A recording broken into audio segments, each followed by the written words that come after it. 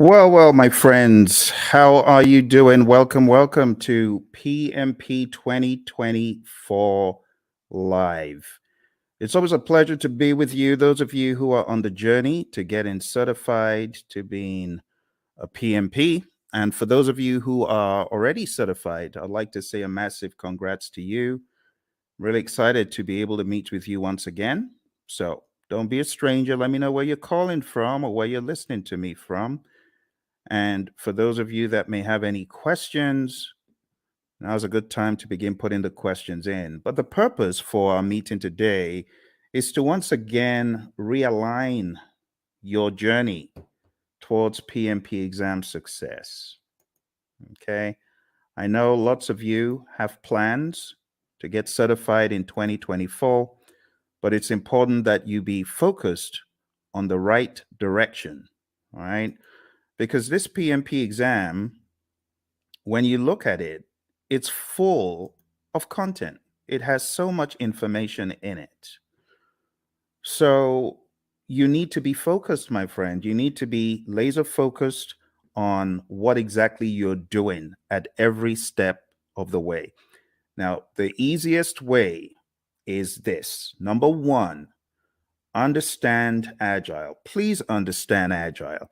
I know there are lots of courses out there. They're very heavy in the predictive piece, but they're not heavy enough in the Agile piece. And therefore, when people get on the exam, they don't understand the questions. Let me be perfectly clear about the questions, how the questions are posed. The questions are going to ask you, you are a project manager. It will always tell you who you are. You're a project manager in a project. You're doing this, that, or the other. You encounter a situation. What should you do next? But not just that. In the answers, you very well could have a blend of agile and predictive answers. And it doesn't mean you should choose agile all the time or predictive all the time. It depends on the way the answer is crafted. So my recommendation to you, number one, if you have this book called the Agile Practice Guide, read the book. If you've been for one of my courses and you have Agile book, this one, if you have Agile Principle Raw and Uncut, please read the book. In fact, I mean, you can see the relative size, right? This is great. This goes deep. This brings you into the discussion like from a layman's perspective. So if I were you, you can get this on Amazon. You can get this everywhere books are sold, pretty much this as well. So I would recommend, if you are weak in Agile, beef up your Agile understanding to the point where you know pretty much where the question is going, right? You got to know from an Agile perspective the values, the philosophies, the thought processes, like just vanilla flavored values. Know your values really well, right? Just know through this work we've come to value individuals and interactions over processes and tools, working product over comprehensive documentation, customer collaboration over contract negotiation, responding to change over following a plan. And even though there's value in the items that we just kind of discredited, we value the items on the other side more. That's what you need to be thinking. Then you go over to the principles. Okay. So I'm going to walk you through a little bit of Agile tonight just to make sure you're on that wavelength. When I'm done with Agile, I'm going to tell you what next to do with Agile. And then I'm going to go into the predictive and then the hybrid. So this is probably going to take about an hour. We might be fortunate to get done quicker, but I want us to jump straight into the discussion because there's a lot for me to show you in this world of PMP. And this first piece is a slice from my course that I call Agile for Practitioners. My buddy Roy and I put this together, and it has helped PMPs across the world ace their PMP exam. So I'm just going to give you a quick little slice of Agile for Practitioners tonight. Let's jump straight into a few little introductions. So that's me. That's your buddy Phil. And I got certified in 2005. And since I got certified, I've been helping people across the world come from an engineering background. I'm one of those who escaped, who ran away and went into a different world of project management, trained many organizations, as you can see on the screen, many government entities, and so on. But let's jump straight into why agile. Why agile? I like this quote from Leon Megginson. It says, "It is not the strongest of the species that survives, nor the most intelligent, but the one most adaptable to change." It's all about adaptability, my friend, isn't it? You might recall on page 14 of the Agile Practice Guide, the Stacy model. Stacy model is a great representation of different spectrums where you can be either in an agile setting or in a more simple predictive setting. The summary is you don't have to be agile in practice every single project. For example, you don't have to use Scrum on every single project. You don't have to use Kanban on every single project. Imagine a nuclear plant shutdown. You can't do that saying, we're going to do everything entirely agile. Heaven forbid. You got to be predictive in some instances. And that's why we have the simple zone where we are close to agreement in the requirements and close to certainty as far as the technicality. So we've already gotten that out of the way, right? There's that understanding. Now, taking it up a notch to help you with your philosophies, the idea is in the world of project management, which of these is most important every time? If I asked you to select three things, just three things that you feel are mega important every time, what would they be? Would you choose time? I'm curious. Why don't you chat into me and say, "Hey Phil, this is what I think. This is what I think is most important on projects all the time." You want to try that? Go for it. Go for it. Go for it. Tell me, what do you think is hyper important? Three things, if you're going to choose three out of these. Any ideas? Is it schedule? Is it budget? Is it scope? Is it customer needs? Is it quality requirements? Or is it team satisfaction? Which three? Chat into me. I'm waiting for you, my friends. I'm waiting. I'm waiting. Come on, you're project managers, right? So you already know the answer to this, hopefully. Which would you choose? Which would you choose?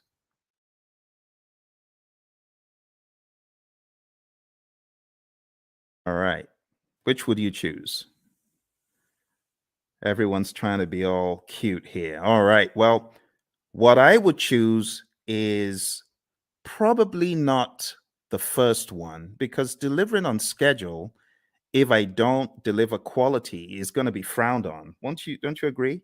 If I delivered on schedule, but my customer is not happy, what good is that? Right? What about delivering on budget? You deliver on budget, but your customer is not happy. You got issues. You see where the train is going now? So, in order to answer this question, you need to ask, what about the customer? That needs to be actually one of the first things, but it's not the first thing that you think about. You know, the very first thing you should think about? The very first thing you should think about is the restaurant analogy. Have you ever been to a restaurant and you made the mistake of being mean to the waiter and they're going back there and you're wondering, oh my goodness, I shouldn't have done that. Who knows what they're going to do to my food? Has that thought ever crossed your mind? Well, it's the same thing when it comes to the world of project management. Because if you are not satisfying your team members, the likelihood is your customer may not be satisfied because the team may not put in their best. But if your team is satisfied, and I'm not talking salary now, I'm just talking being mindful and being empathetic and ensuring that the team has what they need. You know, the Agile Manifesto talks about giving the team the environment and support they need. When you do that, you're likely to have the team meeting quality requirements, delivering on budget, schedule, scope, and the customer is likely to be satisfied. All that good stuff. Okay, so the best answer to this, I don't know if you noticed, this said all plan scope. So you don't have that mindset of, oh, we have to deliver everything. In the world of Agile, no, that's not our mindset. Our mindset is we got to deliver value. It doesn't have to be all the scope. So I was looking for you to choose the bottom three. That's what I was looking for. Just the bottom three: customer, quality, and team. Now, moving on to the next part where we're going to go pretty quick. This is what I was talking about, right? The Agile Manifesto values, which I've already covered, and then the Agile Manifesto principles. I'll just summarize them. Number one, customer obsession. Number two, welcome changes, even late, for the customer's benefit. Number three, deliver working product frequently. We want this to be shorter than 2 months because things change rapidly. You want feedback, you want to put it back into production, you want customer engagement. If it's far beyond 2 weeks, your customer may be disengaged. Number four, business people and developers working together daily. Number five, building projects around motivated individuals. I mean, that's common sense. No one wants to build a project around a demotivated team, right? Number six, face-to-face conversation. Now, this is very debatable because today everyone's on Teams, everyone is on Zoom. So, when it comes to efficient and effective, we got to be careful in 2024. But for the sake of your exam, just go with number six as it's written. Number seven, working product, the primary measure of progress. In the world of Agile, we don't do all those percent completes and statuses, right? In this world, Agile processes promote sustainable development. I call number eight, don't kill the team. The don't kill the team principle. Number nine, continuous attention to technical excellence and good design enhances agility. Number 10, keep it simple, sir. Keep it simple, sister. Number 11, the best architectures, requirements, and designs emerge from self-organizing team. Just leave the team alone. Let them do their stuff. You hired adults. You hired experts. They'll get it done better than when they were meddled with. And number 12, at regular intervals, the team reflects on how to become more effective. They tune and adjust their behavior accordingly. Doesn't always have to be the retrospective. This could be just a way of life, a day-to-day philosophy. And that's the Agile Manifesto. You do really need to know this well before you exam, okay? Now, let's go a step further. There is one more thing in the world of Agile that I like showing, and that is a difference between the predictive thinking, which is encapsulated on the screen right here. You can see in the traditional world, scope is fixed. But in the world of Agile, what happens? We flip the triangle on its head, and scope is now flexible, right? What is fixed is we have a fixed time box, that's schedule, and then we have a fixed budget, team size. So don't forget these core things about the world of Agile. Finally, before we get out of Agile, I just want to remind you, because I know a lot of people fight this one. The most popular Agile framework is Scrum, okay? If you haven't read the Scrum Guide, you should. Go to scrumguides.org, download it, read it, right? Scrum is a lightweight, easy to understand model. It's based on 3 pillars of transparency, inspection, and adaptation. This is a sequence of activities. What happens? Number one, we have a product backlog, and it's a list of all the things our customers want. Then we have an event. It's called sprint planning. Sprint planning is where we meet to decide what we're going to get done in the sprint. As a result of that meeting, we get a sprint backlog. Once we get our sprint backlog, we then have our marching orders. We are already in the sprint, technically, once we start the sprint planning event. But the next event that happens is the daily scrum. The daily scrum is something that we do every 24 hours. Don't say, oh, we do a weekly daily scrum. No, that's not a daily scrum. It has to be daily. So the daily scrum is where the team meets. They meet as a sync up meeting. It is not a status meeting. Please don't choose that on the exam when they give you the trick question that says the daily scrum is a what? Don't choose status meeting. It's not a status meeting. It's a planning meeting. It's a sync up meeting. There's a difference. So it's not status. Don't think status. We could either answer the 3 questions, and with a mature team, you don't need to pass the mic around. They know what to talk about, right? But some teams prefer to not answer the 3 questions. They prefer to walk the board or just do some other configuration, right? Some very mature teams, they may not even walk the board or answer the 3 questions. But for the sake of your exam, understand that the 3 questions is pretty staple, and then the walking the board. It's talked about in the Agile Practice Guide, okay? Then the sprint, how long is a sprint? 4 weeks or less in the world of Scrum. In the middle of the Scrum, a lot of teams these days, and I really want to call your attention to a very subtle fact regarding your exam. I'm going to have to go to that book again.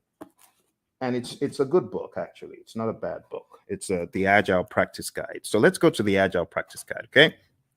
So looking at the Agile Practice Guide, I want to point out to you that there are a number of things the PMI accentuates on page 50 forward. Okay, so you do need to read PMI's account, because in the Scrum Guide, you don't have any talk about the event called backlog refinement. In fact, in the Scrum Guide, it's looked at as everyday life for the product owner.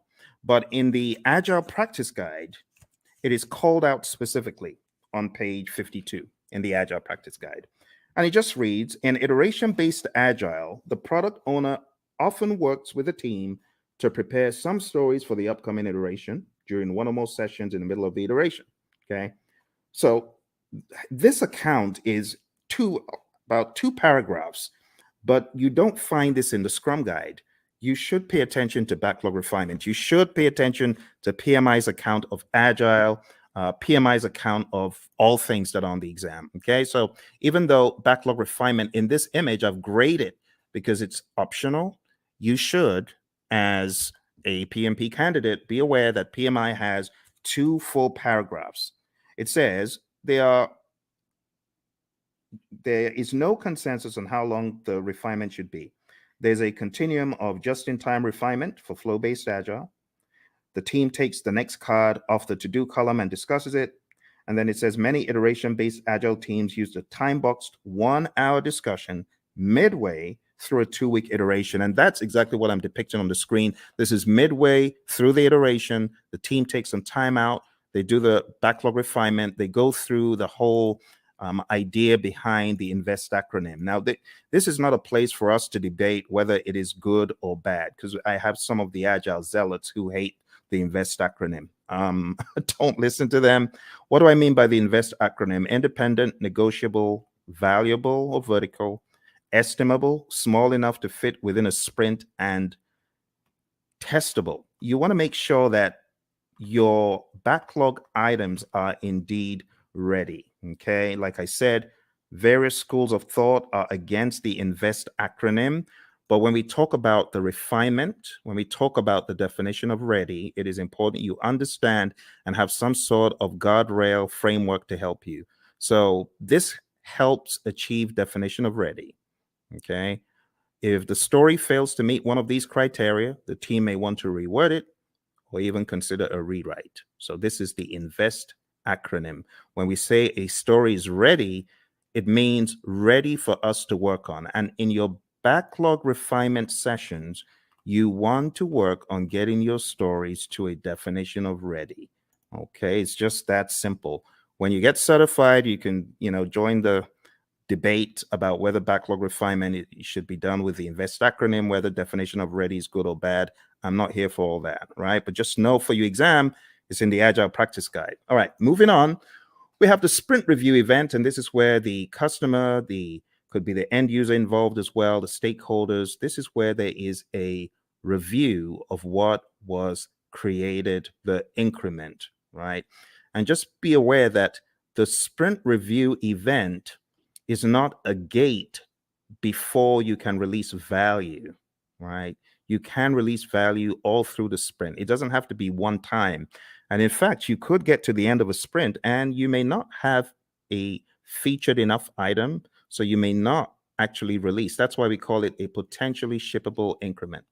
Lastly, we have the sprint retrospective event. And in the sprint retrospective, you already know this, I'm sure. This is where the team reflects, they look at what they could have done differently, what went well, what didn't go so well. It could also be a great team bonding exercise, and it's generally closed off to the Scrum team.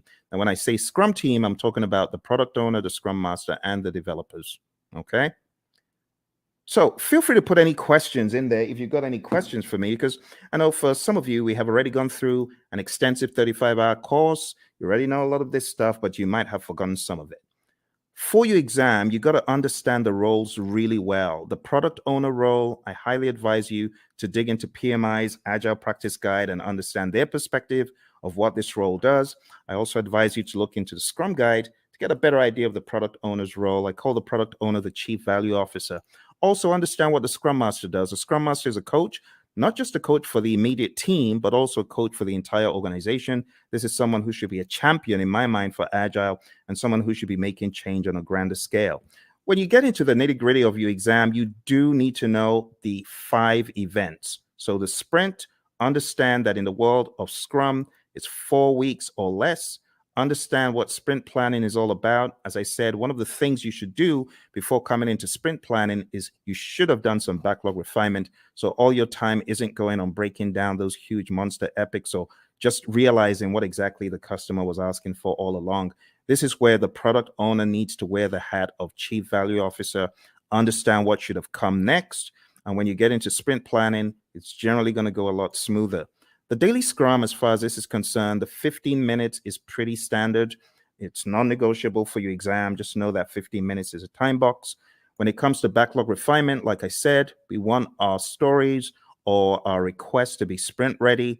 Again, in industry, there's the debate of, well, stories aren't needed in Scrum. They're not in the Scrum Guide. Yes, but for your exam, understand what stories are. I have to say these things because the landscape of Agile is changing very rapidly. When it comes to the sprint review, it's showcasing working product to the stakeholders.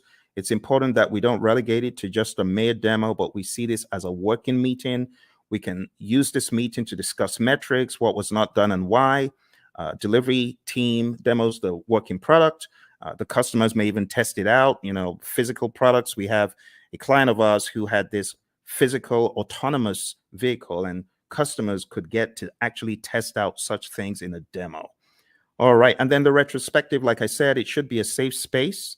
You want to understand what worked well, what didn't work well, and you could have some items that you take back to put into the product backlog for the next sprint so that you can improve on those items. But this is not mandatory. It used to be, but it's not mandatory anymore. Okay, a few quick memory joggers. A list of some of the long list of requirements, only those to be done in a sprint. Okay, I'm going to move very quickly. So these are just joggers for your memory, right? Since it says some, it is not talking about the all-encompassing product backlog. This is just talking about the sprint backlog.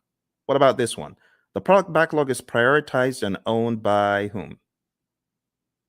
Okay, I've already given you the answer to this earlier on. So this is talking about the Chief Value Officer, aka product owner. All right, how about this one? The first event of a sprint is what? Okay, if you were listening in the beginning, you would have gotten that it's the sprint planning event. All right, let's go to the next one. The average length of a sprint used in most firms. If you use the world of Agile philosophies in your firm, you probably know the answer to this one. All right, so the best answer to this, my friends, is not the 1 month. I said 4 weeks or less, but in industry, the sweet spot is 2 weeks. All right, let's move on to the next one. The end result of the sprint is known as what? What do you call the end result of the sprint? All right, so I've abbreviated it because I really want you to think. I really want you to be on your toes thinking about, okay, what are we talking about here? So here we're actually talking about the increment. Now, you can eliminate 1, but you're left with 3. It's definitely not the Project Management Institute. So the best answer that I would have expected you to choose is potentially shippable increment, PSI. Majorly because it may not be featured enough. All right, so PSI is the answer to that one. Okay, PSI. Okay. Next one, a daily scrum is what? What is a daily scrum? Is a daily scrum a planning meeting, a status meeting, a phase gate, or resolution meeting? Hey, Lawan. Lawan, good to see you. Lawan is one of our PMP gurus. She's already certified. And Lawan's got some other certificates, haven't you, Lawan? So very nice to see you. Nice surprise. What are you working on now that you're a PMP? Tell me what you're working on. I'd love to know. All right. So the daily scrum, Lawan said it's A, and she's correct. It's a planning meeting. We don't want to think of it as a status meeting. That will be an immediate 0. So don't do that. All right. Next one, priming the backlog and preparing it for the next sprint through discussions and reprioritization actions is what?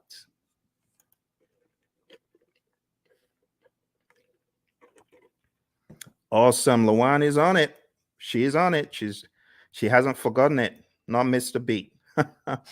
Thank you, Lawan. The best answer to that is indeed what you chose. The answer is backlog refinement. And backlog refinement, we talk about it as being not mandatory as far as an event, but in the Agile Practice Guide, we see it there front and center. All right. The potentially shippable increment should be shown to the customer in a demonstration. This is known as what?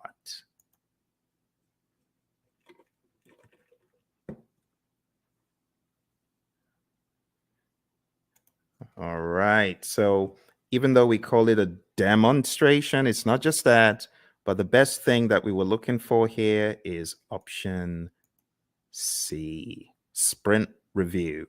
Now, again, just so you know, there's a lot of controversy in the world of Agile and Scrum. When you call the sprint planning or sprint review or sprint retrospective a ceremony, you may get a wrist slap from some of the zealots. I don't care. Whatever. It is what it is. A lot of people call it ceremonies. A lot of people call them, other things. And, that's, it is what it is. Okay, Lawan. Lawan says she's working on her PSM. Awesome, Lawan. I know that you've already taken a lot of Ken Schwaber's PSM pre-test, so just keep doing that. And honestly, his site is probably the best place to be to just keep taking them over and over again, reading the Scrum Guide over and over again, and listen to our audio because we've got audio out there on our channel, as you know. But well done, and try your best to listen to the lessons learned that are out there. We got lessons learned from the PSM from our friend Darian and Cindy, who both got certified last year. So I would recommend listening to them. I am going to put a link in the chat right now so that you can go listen to that episode. You can go listen to that episode and get some wisdom from both of them. They both got certified less than a year ago for the PSM. All right, well, let's move on to the next one. The Scrum team should spend time in self-reflection and checking itself for optimization and improvements. This is known as what? Another very easy one. You're welcome, Lawan. All right, another very easy one, very easy. Obviously, you know what we're talking about here. We're talking about the retrospective. Brilliant. All right, another thing that you should be aware of is just the terminology when we go through the product backlog. We have different terminologies. We have the product itself. We have the epics, features, stories, and tasks. And I just use a silly little mnemonic. I just say Phil eats fries sometimes on Tuesdays. It's my mnemonic. You can use that to remember. And here's an example of how the backlog could be broken down, right? Epics, huge chunks of functionality. Features, a group user stories together for release. It's a sensible way of releasing stuff, release like stories. And then we have tasks, which are not in the product backlog, by the way. At best, these would be in your sprint backlog, but you have a lot of mature teams who don't even put that level of stuff into their backlogs. So at the end of the day, you would have a breakdown that looks something like this, right? You would have the product broken down into epics. Here's an example of PBIs for a website, and I will zoom in so you can see the intricacies here. So it looks very much like a work breakdown structure, but don't get it twisted. It's not a work breakdown structure. This is a product, right? Product breakdown. It is not a work breakdown. Okay, so this is the general idea. epics, feature stories. You can see we have the core website functionality broken down into the UI, and then that broken down progressively into more levels of detail until we get to a task level. Okay, and then here you can see the UX, content and user experience broken down into smaller pieces as well. Those would be at the feature level, and these story level, ultimately the task level. And we don't want to make this a religious thing you do in the world of Agile. It's not. It's just logic on how you break down your backlog, right? So your product backlog, you have big boulders, big chunks. Here's the general idea. When you're working on your product backlog, it's like an iceberg, right? You got this big old iceberg at the bottom. You got to break the iceberg into smaller pieces. And those smaller pieces, that's what floats up to the top. And that's what gets done. If the product owner, of course, is thinking properly, that's what should happen first. Okay. The next big difference that I want to point out is the difference between the definition of ready, which we talked about earlier. Go listen to it if you didn't. And then the definition of done. Definition of done is an agreed upon set of items that must be completed before an increment is considered complete. Do not mix this up with the acceptance criteria at the back of the card. The acceptance criteria, of course, could be one of the items that we are looking to be complete, looking to have met the requirements. But at the end of the day, the definition of done is not just one thing, it's a number of things. And it's on a case by case basis, depending on your industry and depending on your unique situation. But just remember that the definition of ready and the definition of done are different things. What drives Agile is a concept of value delivery. So you want to make sure you're delivering value to your client. Value should be the number one thing. Another thing that we joke about in our class is the concept of food, because we know people love food. But imagine if you went to a five-star restaurant and you wanted the dessert and someone said, no, you can't have the dessert. You got to eat the greens. Well, as an adult, you can appreciate that. But what if you were a kid? You wouldn't.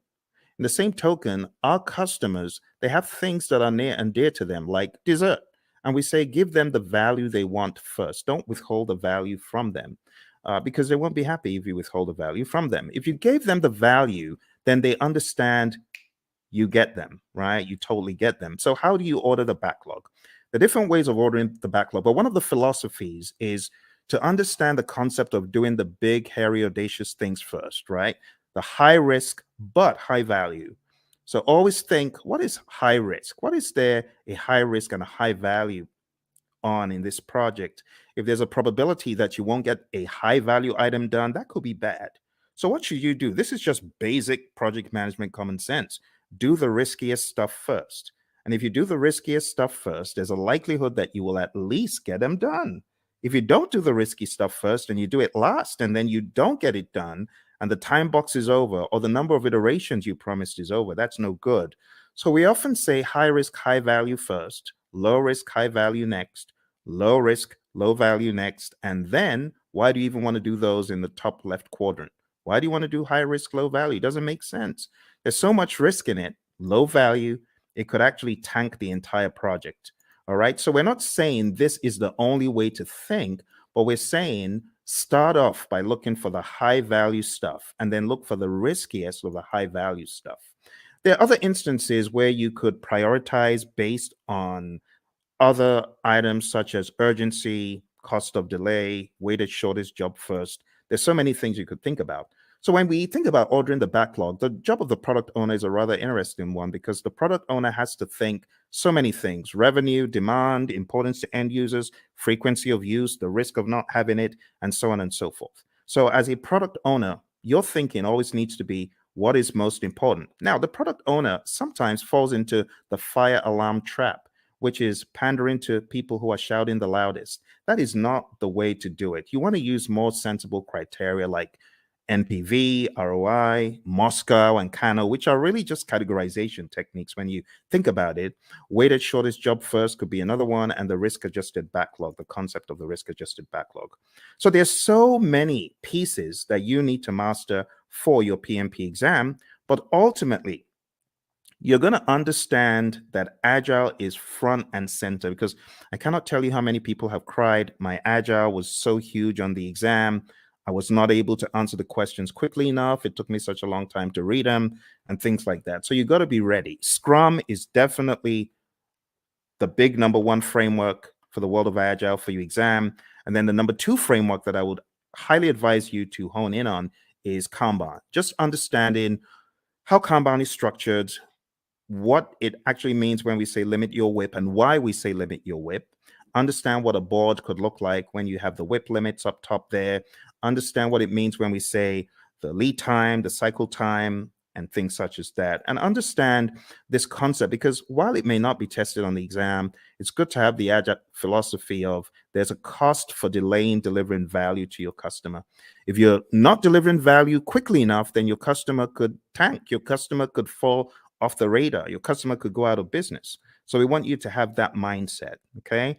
And last but not least, I'll just say have a mentality of the shuhari, right? Alistair Coburn brought this into the world of Agile from the world of Aikido, and it's just a great philosophy to understand.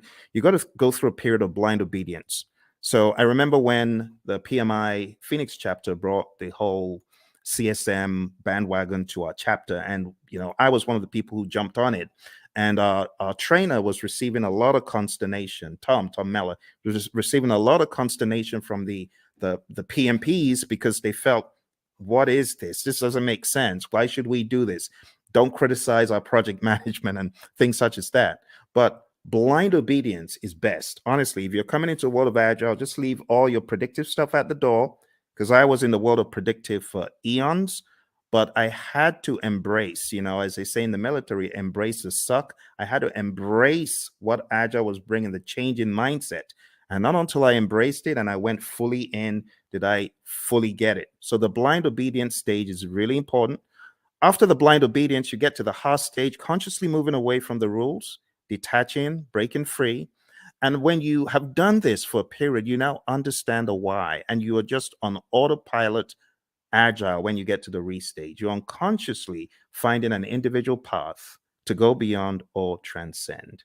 So, my friends, for your exam, this is the first piece that I wanted to introduce to you, because Agile is big. It's really big. Now, if you haven't already realized, your exam is going to be based on people, process, and business. And people, process, business could cut across the world of Agile, or it could also cut across the world of predictive. Yes. And that is why the 12, I should not say the 12 principles. 12 principles are important. That's in PMBOK 7. So let me just get the 12 principles out of the way for a quick second. 12 principles. Let's talk about that. So for those of you that haven't read about the 12 principles, I want you to download a PMI PDF. I'm going to try to put that PDF in the comments below. So PMI 12 principles. I'm going to share a very, very helpful PDF, because it could help you. Like if your exam is tomorrow, you obviously aren't going to have time to read this book, even though it's not as big as the 6th edition, but it's still a significant effort. But maybe, just maybe you could go through the 12 principles in this PDF. So let me show you what is in this PDF. And this will be a very quick run through, because the philosophies are quite important. Okay, so let me share this with you. The philosophies in the 12 principles. Let's go very quick. So you can see the 12 principles over here, right? You can see stewardship, team, stakeholders, value, and so on. Let's start from stewardship. Going all the way back to stewardship. So this just says you got to be a diligent, respectful, and caring steward. All of those things there are extracted from the PMBOK 7th edition, and this is kind of like the most significant part of the book in my mind. So if you open up the PMBOK Guide 7th edition and you go to page 24, okay, I want to make it very clear, very clear. Okay, here, this is it. This is it. I know it looks looks transparent, but this is it. PMBOK 7th edition. So if you go to PMBOK Guide 7th edition and you go to page 24, it says, be a diligent, respectful, and caring steward. And that's what you see here, stewardship. Stewardship includes integrity, care, trustworthiness, and compliance. And the summary is this: act responsibly to carry out activities with integrity, care, and trustworthiness while maintaining compliance. And that's it. Let's go to the second one. Number 2, team. So if you follow me to the next one, page 28, it just says project teams are made of individuals who wield diverse skills. And the summary is create a collaborative project team environment. That's the summary. All right. Next, we go to stakeholders. And the principle about stakeholders is one of collaboration. It just says effectively engage with stakeholders. Number 4, value. I've already talked about value today, and this just espouses that same idea. Focus on value. If it's not valuable, don't do it. Continually evaluate and adjust project alignment to business objectives and intended benefits and value. Systems thinking. Always see the big picture. It says recognize, evaluate, and respond to system interactions. That's that one. Going over to leadership. Leadership is all about being bold, taking those leadership decisions, making them, it says, demonstrate and adapt leadership behaviors to support individual and team needs. So here, I would say definitely know the Hersey-Blanchard model, the 5 stages of team development, things like McGregor's theory, Herzberg, Vroom, McClelland, all those, you should have an idea about those. But understand that leadership is all about influence. There's a difference between leadership and authority. You got to know that, okay? Even in the power interest grid versus the influence impact grid, there's a difference between power, authority, and influence leadership, okay? You got to remember that. So demonstrate leadership behaviors. Moving on to tailoring. Tailoring, it says, tailor based on context. The summary is you cannot throw the entire PMBOK guide or guides or process group or practice guide at every single project. All right, next one is quality. It says build quality into processes and deliverables. You got to think quality. It says maintain a focus on quality that produces deliverables that meet project objectives and align to the needs, uses, and acceptance requirements set forth by relevant stakeholders. Let's move on to complexity. Complexity, it says navigate complexity. The best way to navigate complexity is to understand the dimensions in it. The dimensions, human behavior, system behavior, uncertainty itself, and ambiguity, and technological innovation. There's a difference between these two. So let me go over these on page 51 very quick for you. Ambiguity is a state of being unclear. It says of not knowing what to expect or how to comprehend a situation. Then it says uncertainty is a lack of understanding and awareness of issues, events, paths to follow, or solutions. The summary is this. PMI is saying complexity is a characteristic of a project, and you as a project manager, you need to know how to manage it. How do you manage complexity? Let me take you back in time to the Stacy complexity model, remember? Now, how did we say we would work on complexity? We're going to break things down into smaller pieces, do things in iteration. Sounds like agile, right? Because that's what we're talking about. All right, number 10, optimize risk responses. It says continually evaluate exposure to risks, both opportunities and threats, to maximize positive impacts and minimize negative impacts to the project and its outcomes. Number 11, embrace adaptability and resiliency. It says build adaptability and resiliency into the organizations and the project team's approaches. It says most projects encounter challenges or obstacles at some stage. The combined attributes of adaptability and resiliency in the project team's approach to a project help the project accommodate impacts and thrive. Adaptability refers to the ability to respond to changing conditions. Resiliency consists of 2 components: the ability to absorb impacts and the ability to recover quickly from setback or failure. Last but not least, we have number 12, one of my favorites, and this says enable change to achieve the envisioned future state. It says prepare those impacted for the adoption and sustainment of new and different behaviors and processes required for the transition from the current state to the intended future state. Here's the deal, my friends. If you're ever going through change, just remember that people are different. Some people cannot absorb change very well, and others can. So you must approach it from a humanistic standpoint. You have to be empathetic. You have to understand the J curve, the way the J curve works. People are going to be in that valley of the J curve, pondering and wondering, how does this impact my life? They're going to be down in the dumps. So what the PMI advocates quite a lot is sense-making sessions. Don't forget the people. All right. And that's pretty much it for PMBOK 7. For those of you who have been asking the question, Phil, does that mean I need to just read the entire PMBOK 7? I've told you, listen to what I'm telling you. Read.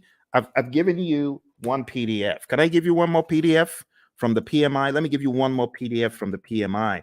I'm going to give you the domains PDF because I know some of you, you're still wondering, but what about the domains? I need to know the domains. Okay, I'll show you the domains. You want domains? We'll go to domains tonight. I'll show you.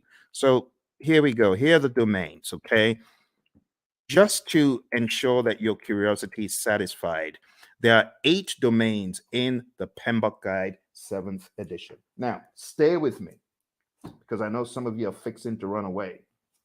Stay with me. Okay, I got to explain this. This is PMBOK 7. This is PMBOK 6. PMBOK 6 is a wildebeest. It's huge, right? It has 756 pages. This one, on the other hand, has 300 and something pages. However, when it comes to predictive project management, this does not do a good enough job, which is why the PMI have included in their library something called Process Groups of Practice Guide. And that took from the now out of publication 6th edition, and they put together Process Groups of Practice Guide to walk people through the knowledges and process groups. Because, should I just be honest? People ain't buying the domains. People are like, we've known the process groups and knowledges for the past 2.5 decades. Why are you giving us? It reminds me of the Israelites. Why are you giving us this stuff to eat? Why are you giving us PMBOK 7 to eat? So let me show you the summary, okay? Let me show you the summary. Here is the domains, okay? I've put the domains in the chat. Now let's share the domains very quick. Now, I'm going to read for you from the PMBOK Guide 7th edition, and hopefully you will not ask me this ever again because I feel it's not a very good use of our time, but I know some of you are curious. So let's go to page 7. And another thing about this book is it has 2 sets of pages. You have page 1 in the side where you have the principles, and then you have another page 1 where you have the domains. But let's talk about the domains. Listen carefully. It says, a project performance domain is a group of related activities. That's the difference. It did not say a group of processes. You get it? A group of related activities that are critical for the effective delivery of project outcomes. Project performance domains are interactive, interrelated, and interdependent areas of focus that work in unison to achieve desired project outcomes. There are 8 project performance domains.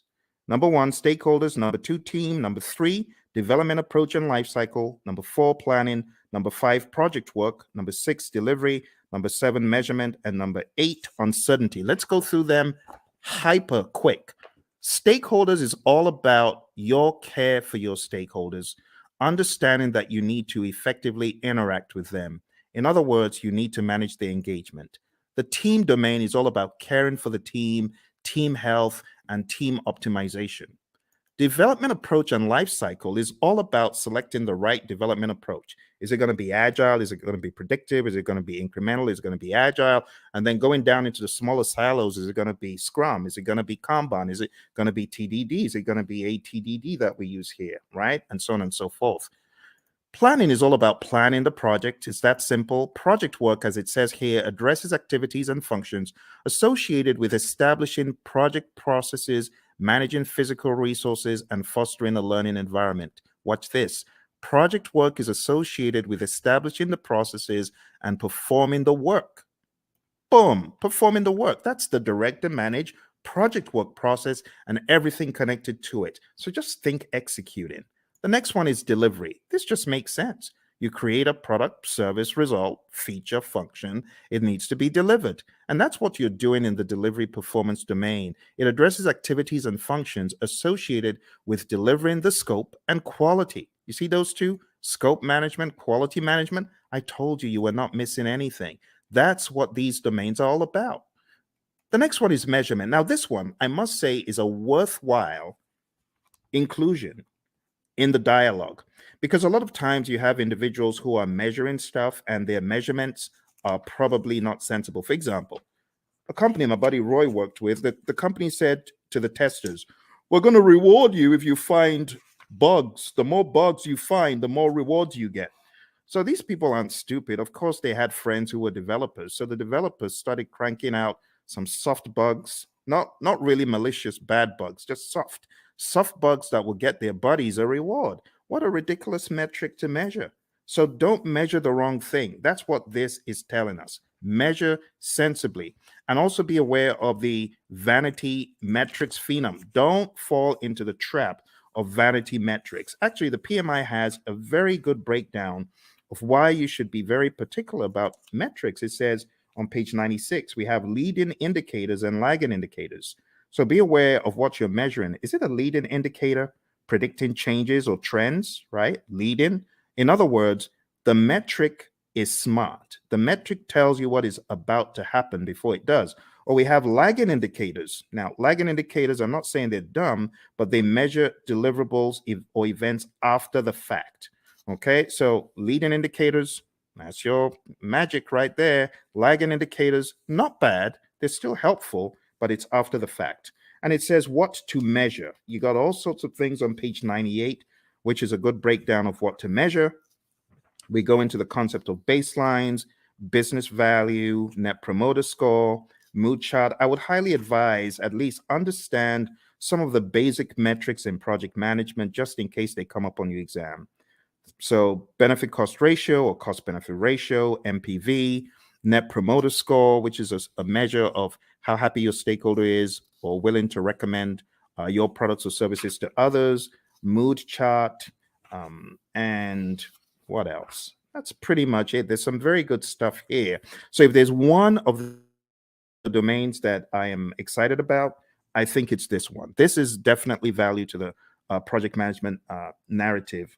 On page 112, we have my favorite, the vanity metric, a measure that shows data but does not provide useful information for making decisions. Has someone ever told you to gather data and measure stuff that is just worthless? You know, for example, measuring page views of a website is not as useful as measuring the number of new viewers, because you could have had one viewer go in there 1,000 times, if you get what I mean. So just that whole idea is what we talk about in the measurement domain. Last but not least, we have the uncertainty domain. And it just says projects exist in environments with varying degrees of uncertainty. In that vein, the project manager needs to have a plan, a mousetrap for how to measure the usual suspects. There are 5 of them: uncertainty, a lack of understanding and awareness of issues; ambiguity, a state of being unclear; complexity, a characteristic of a program or project or its environment that is difficult to manage due to human behavior, system behavior, and ambiguity; volatility; and then risk. And honestly, that's it. That's it for your 8 domains. We don't really have to go any further. It would be a waste of time. Now, if you have any questions, I would love to answer your questions. We're going to be hitting about an hour very soon. But before we jump off the call today, there's one more thing that will be in order. And what I want to do next is just talk about the world, deeper world, the deeper world of project management by going into, it's the grid. The grid, everyone's like, oh my goodness, not that again. This grid is very important, my friends. It's important for your project management journey. I know a lot of people are not very keen on it, but trust me, you need this. You really need this. You really need this thing I'm about to show you. And it's the 5 process groups and the 10 knowledge areas. We have to go through it tonight. I couldn't let you escape without it. So I would like for you to get a pen and a paper. It's going to be a worthwhile experience. It's going to be good. Let's work on this together. And as I go through it, I want you to ask any questions. Okay, if you have any questions, now would be a great time to ask them. So, in the world of project management, according to the PMI, way back in time, there are 5 process groups of project management, and they're just 5 buckets. I just call them buckets of things that need to be done in order for us to get project work done. And when I say project work, I'm talking more about the work that the project manager and the team are going to do to manage the project. You see, there's a difference between doing the work versus managing the project. You hear the PMI talk about a product life cycle. That's all about doing the work. But then there's talk about a project management life cycle, which is really code for the process groups. So if you're taking this exam, what is going to help it become easy for you? I heard this again from one of our latest PMPs. Shout out to Lily, who got certified about 4 days ago. She said the same thing. This will help your exam. Highly recommend that you watch this over and over again and you work with me. I am going to be typing in all of the process names and I'm going to be explaining them to you. All right. So why don't we get started with the first area of knowledge? Because we got, I prefer extra money in cash at the top, or I prefer eating mangoes chilled. And then we've got, I saw 6 chipmunks quietly roasting coffee, reading poetry stories. Or I saw 6 Cubans quietly rolling cigars, really puffing smoke. You choose whatever one you want. As long as you remember the 10 areas of knowledge, I'm good. Moving into each one, we have the very first, which is integration. I'm going to be making them a bright yellow as I go through. Hopefully, I remember to be consistent with it. And in that way, you'll know which one we're on. Okay. So right now, we're going into integration. Let's make it a bright yellow. All right. So in integration, the very first thing that happens is the develop project charter process. And in Develop Project Charter, you are creating a document that authorizes the project. You, the project manager, could be working on this, but you don't necessarily have to, because if you've got a sponsor who is capable, they could create this by themselves. They don't need you to do it. But other times, they may ask you to do it. In fact, in a lot of companies, the project manager creates the charter, the sponsor signs off on it. So you have to understand that dynamic. All right. Next, going over to planning, the next thing you do in integration is you develop the project management plan. And this is where you put the big plan together, because there's a lot of stuff that actually happens under the process that we're not seeing yet. There's stuff that happens under integration, and all of that rolls up, technically speaking, into integration at the end. We'll talk about that progressively. Next, going into executing, we have the direct and manage project work process. This is where the work is being done and the major output is a deliverable. So think about it. Everything that you're doing in project management, whether you're making a chicken sandwich or whether you're working on software or code or whatever, you will have the time when you need to do the work. And direct and manage project work is where the project manager is helping by directing and managing what needs to be done. Okay. From direct to manage project work, in addition to deliverables, we get something called the issue log, and we also get work performance data, which is just like you as a project manager, you are observing what is happening on the project. You know, you're observing how many widgets have defects. You might be observing which employees are unable to come in for work. We call that work performance data. The other thing that happens here in executing and integration is manage project knowledge.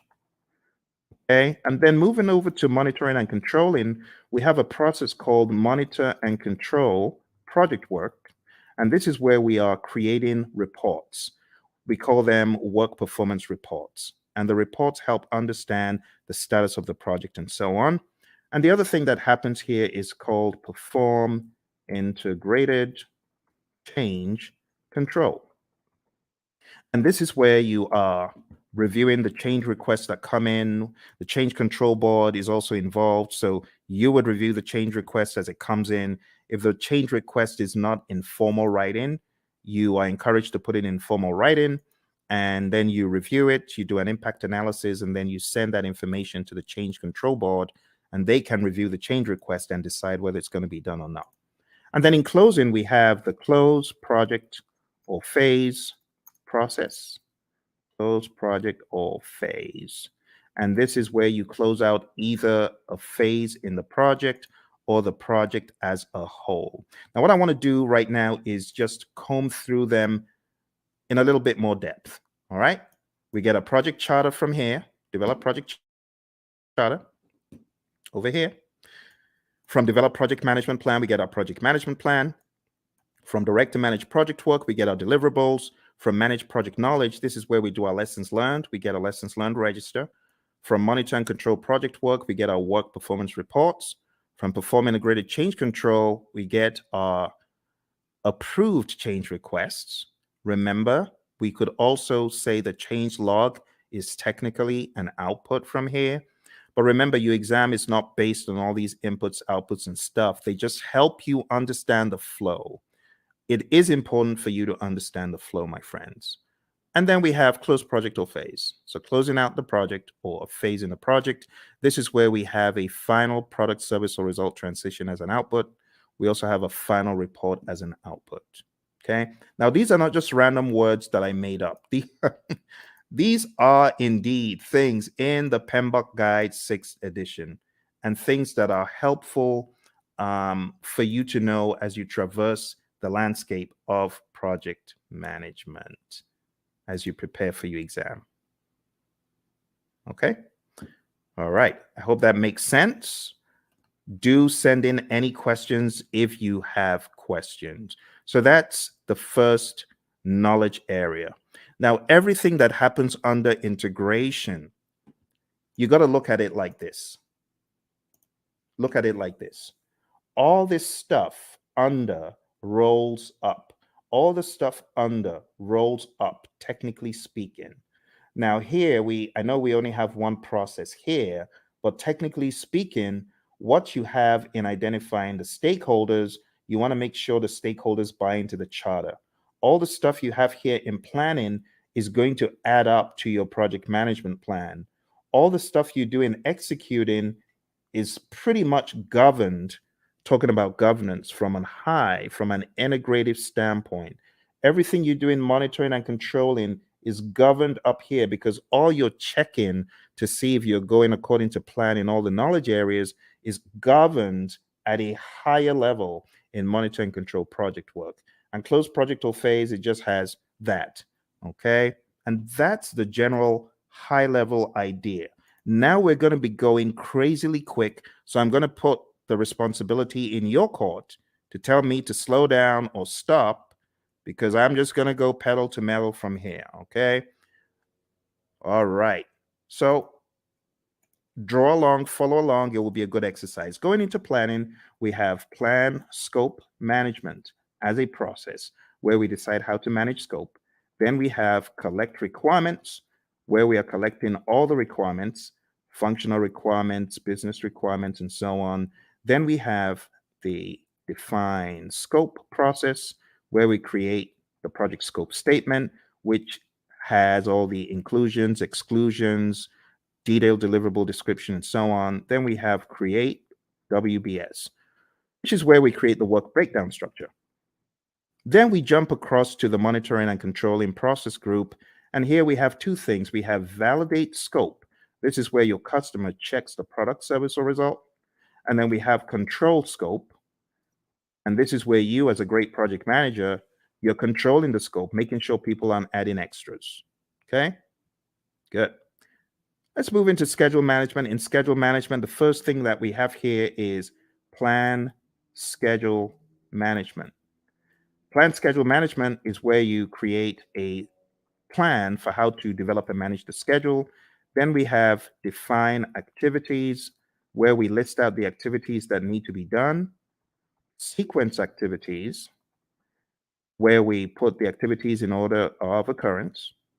And estimate activity durations, where we decide how long each activity will take. And then we have developed schedule, which takes everything into account. And voila, we have our final schedule, right? We also from here have our schedule baseline.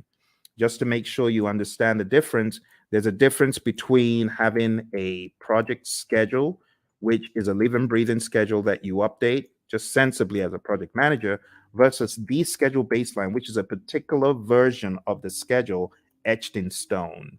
So there is a difference between the schedule baseline and the project schedule, and it helps to know that. Last but not least, on the other end of the spectrum, we have control schedule, and this is where we ensure that our schedule is going according to plan. Okay? Be sure to ask any questions. If you have questions, I will be moving a lot quicker from here. Going into scope, we have three things we do. Three things in planning and one in the monitoring and controlling section. Here we plan cost management, and that's where we plan how to manage cost. Then we estimate costs. We estimate the cost for each line item, each task. Then we have determine budget. And this is where we roll all the task costs to a final total amount. And then lastly, here we have control costs. And this is where earned value lives. Now, when I say where earned value lives, this is where we use the earned value metrics. The earned value metrics could help us see trends where we're likely to end up, or previous performance across schedule and cost and even scope. Just remember for your exam, you need to remember SPI, CPI, CV, and SV. You need to remember that they all start with EV. They all start with earned value, right? That's an easy way of remembering. If it's a variance, what do? You subtract. If it's an index, what do? You divide. So that's another quick tip. And then if it's schedule, then if it's schedule performance index, plan value is the other thing. If it's schedule variance, plan value is the other variable. If it's cost related, actual cost is the other variable for cost performance index and cost variance. Okay, so let's zoom into that for the sake of those who may have forgotten. The big thing for your exam is really knowing what does SPI mean if it's 0.4, or what does CPI mean if it's 0.4. Anything less than 1 is bad for the indices, right? Greater than 1 means you're doing better than projected. Anything less than 1 is bad. Equal to 0 means you're equal to 1, I beg your pardon, for the indices means you're right on target. For the variances, if it's 0, it means you're on target. So if you have a 0 variance, that's good. If you have a negative variance, that's bad. If it's greater than 0, like if you have even a $5 cost variance or schedule variance, that means you are actually better than planned. Okay, so those could help you in your recall for the exam. I'm going to put them over here. I'm going to make them a little bit smaller because they're not really a process. It's just something to remember. All right, let's go over to quality. So in quality, we have plan, quality management. And we have manage quality, where we are actually carrying out our quality audits, manage quality. And last but not least, we have control quality. And in control quality, this is where we are actually checking the product, service, or result. Okay. For those of you just coming, we're doing an end-to-end coverage. It's a very rapid means for you to catch up on the PMP. Once this live stream is over, it is likely you will not see the video because the video will be pulled down. You won't see this video once it's over. So if you know you're not able to stay, unfortunately, you will not see this video afterwards. All right, let's come out. Let's go back in. All right, there we have it. So we've got plan quality management, manage quality, and control quality. Moving on to the next thing we're talking about, we're going to talk about resources. Moving on to resources, we have 6 things here. We have plan resource management. We have estimate, activity, resources. And those two happen in planning. In executing, as far as resources concerned, we have acquire resources, we have develop team, and then we have manage team. And what are the differences? In develop team, this is where our team goes for team building. They get trained, they get educated in project affairs if they need to, or technical things. And then in managed team, this is where we give the team feedback. And last but not least, here we have control resources. All right. If there are any questions whatsoever about what you get out of the processes, please ask. I know I'm going pretty quick because I have so many videos about this stuff on the channel that I'm expecting that you might have maybe even already gone through some of those. Okay, let's go on to the next one. Next one is communications. And in the communications knowledge area, you're going to do three things. You're going to plan communications management.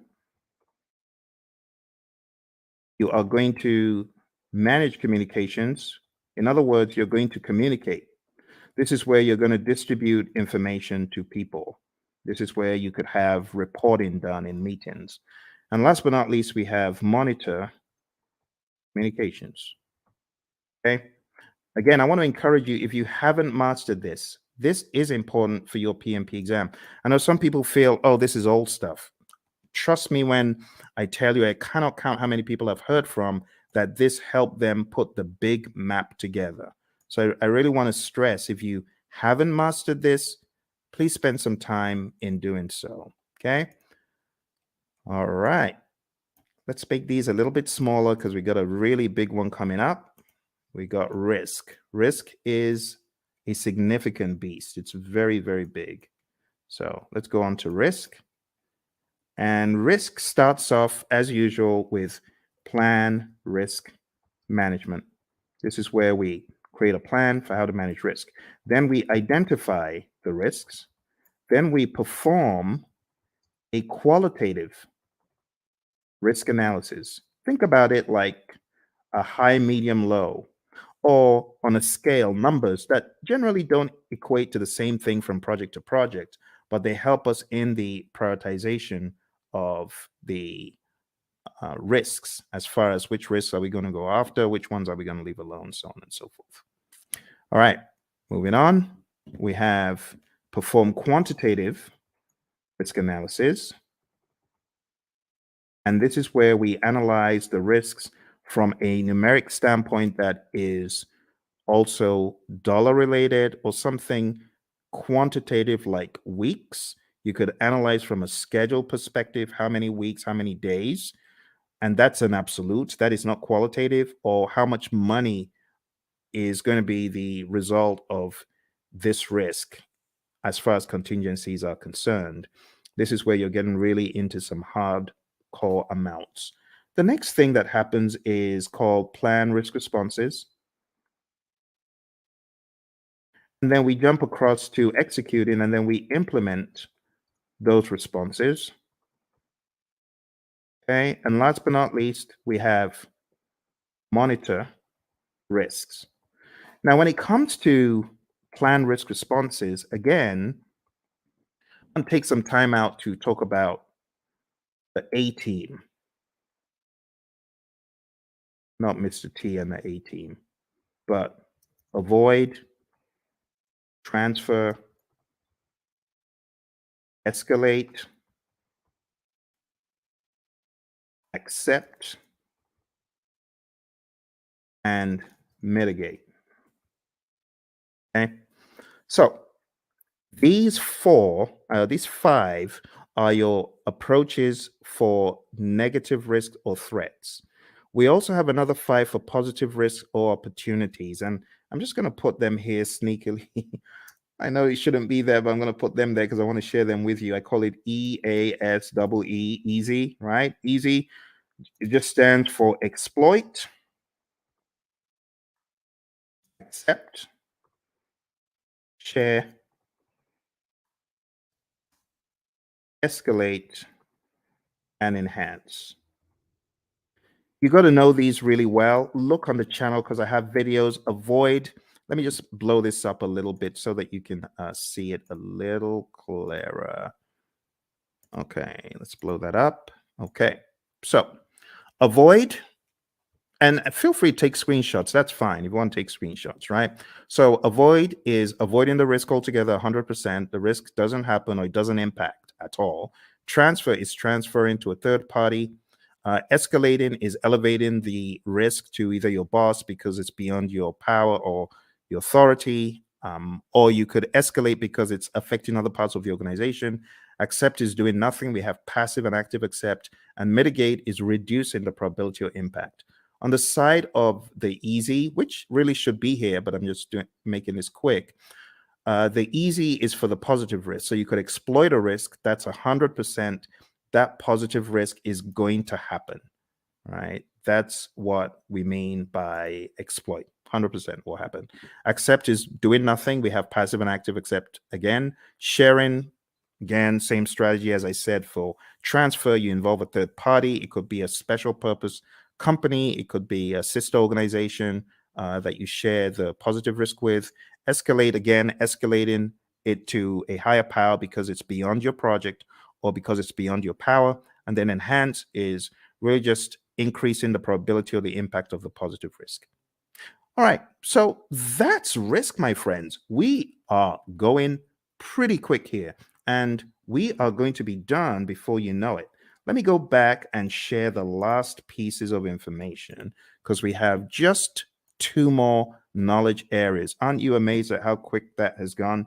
You know, in some courses, the entire 1 week is spent on that. They spent 5 days taking you through what I'm showing you in minutes. That's why you need to come to my course. Come to my course. I'll do a lot of time optimization for you. You want to join my course, go to hpmexam.com or go to tinyurl.com/elite PMP or tinyurl.com/elite CAPM. I'm going to put those links in the chat because I know some of you are like, how do I join your program, Phil? Well, you just need to go to Elite PMP. You can start studying with me tonight, like right away. You can start studying with me right now because if you sign up there, you'll be able to join immediately. It's on Udemy and costs 24 hours a day. You just decide when you want to join. And if you're getting ready for the CAPM exam and you're wondering how to get certified, you can join me on the Elite CAPM program as well. I'm going to put that in the link. Do that. Put that in the chat. So go to Elite CAPM if you're keen on studying with me for the CAPM exam. And then if you want to be on my full-blown training for project managers, not only to get them PMP certified, but also to elevate them to the next level after PMP. In other words, showing you how to succeed.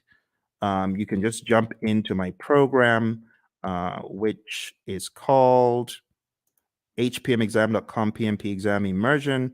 Let me put that in the chat as well for those of you who are curious, because I know some of you are feeling the training right now. You're like, my goodness, I just spent $2,000. I spent 10 times more. I got 10 times less in a different program. If that's you, I want you to smash that like button. Tell me if that's you. I want you to hit like. I want you to subscribe to the channel, and I actually need you to share it with your friends. Okay, that's what I need you to do. So if you want to study with me, do that. And if you're like, Phil, I ain't got a dime. I'm just trying to get by. Hey, that used to be me. That used to be me back in 05. I didn't have a dime.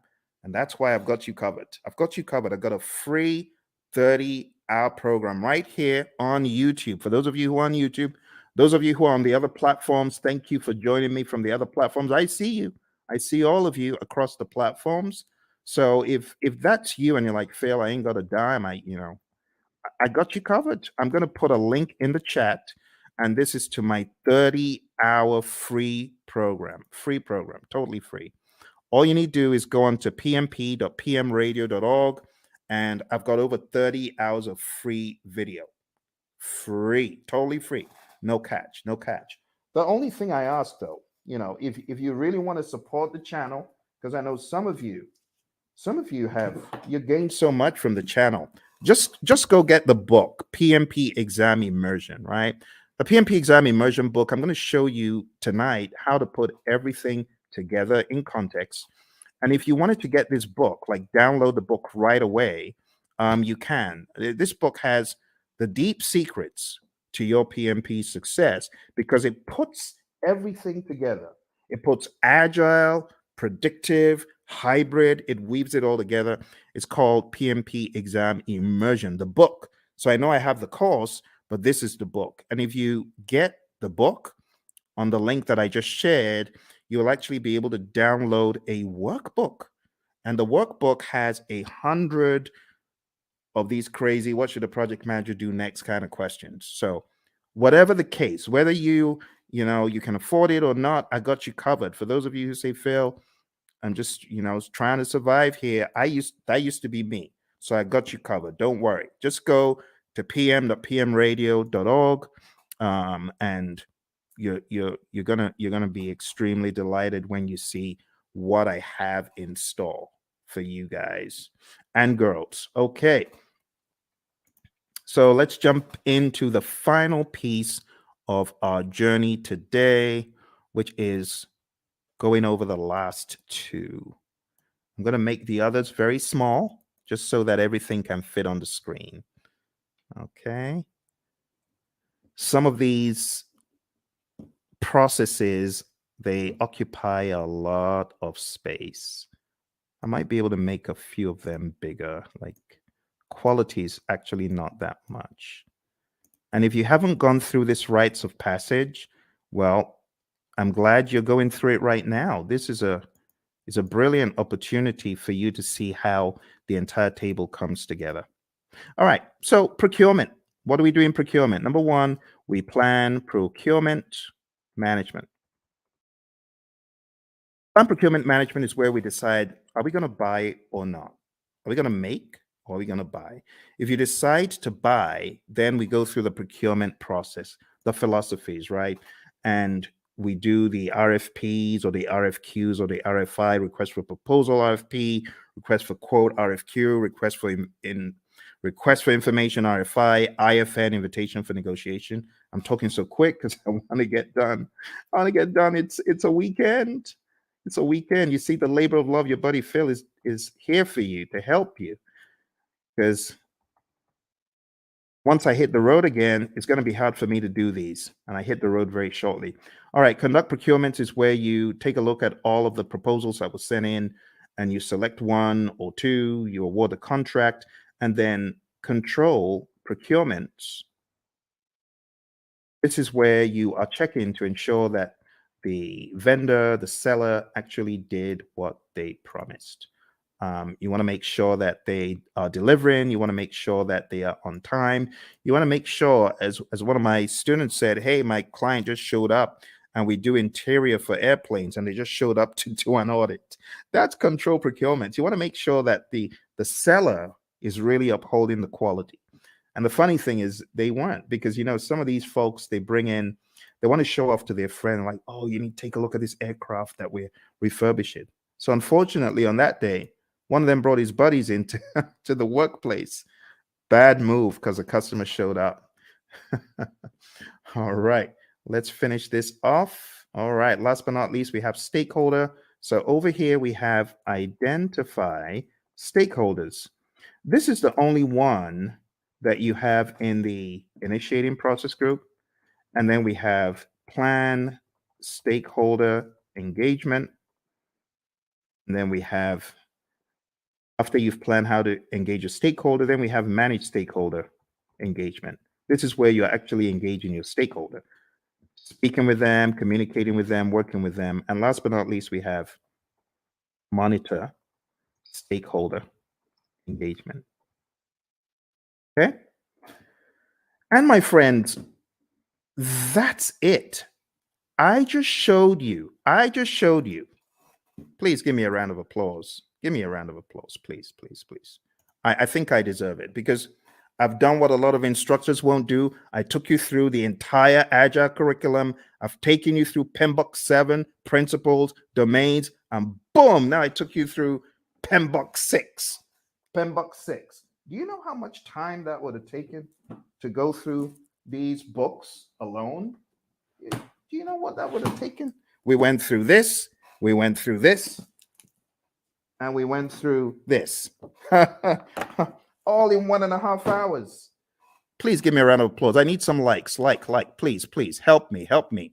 I know some people think, why is he asking for likes? I need your likes. I can't do this alone. I'm trying to help the world get PMP certified. You need to remember where I'm coming from. On my PMP exam, question 20. Do you know what the time was? Question 20. I was 1 hour in to my exam on question 20. Think about it.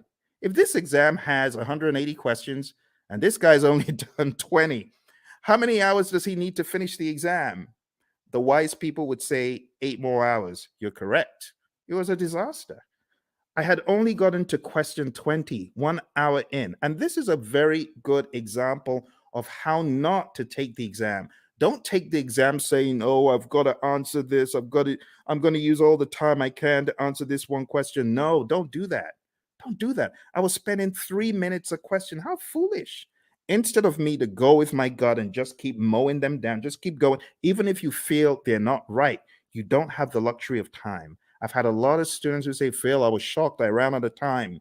Normally, before I got into the exam, I was killing all of my mock exams. Of course, because the stakes are higher. Your brain is going to be working differently. You're going to be working differently. So don't try that stuff that you do at home on the real exam, okay? Which is why I say roll up your sleeves and go to a test center, smell the coffee. It'll kick in. It'll kick in. Just drink the coffee, but smell the coffee because you realize the stakes are high. Long story short, after 1 hour, I started writing my eulogy of the PM slain in the Battle of PMP.